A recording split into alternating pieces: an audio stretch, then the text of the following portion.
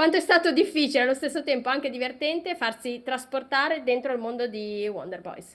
È stato un viaggio pazzesco, è stato un po' come andare in giostra sulle montagne russe. Ogni giorno era un set diverso, una location diversa,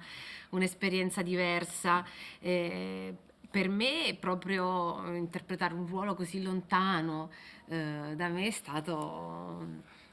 una sfida che ho voluto cogliere con grandissimo entusiasmo e grandissima gioia, e grandissima anche serietà e preparazione, e anche grandissima fatica perché è stato veramente una cosa che non immaginavo, però insomma ho cercato di usare e di sfruttare tutto quello che mi ha portato anche proprio il trasformarmi fisicamente, ho cercato di metterlo in questa rabbia, in queste emozioni, in questo mistero che porta con sé questo personaggio, questa donna Angelica che poi in realtà vediamo anche in alcuni flashback, quindi un po' più giovane, ma che scopriremo avere tanti misteri e tanti segreti anche lei nel corso di tutti e 6 episodi. È stato molto facile,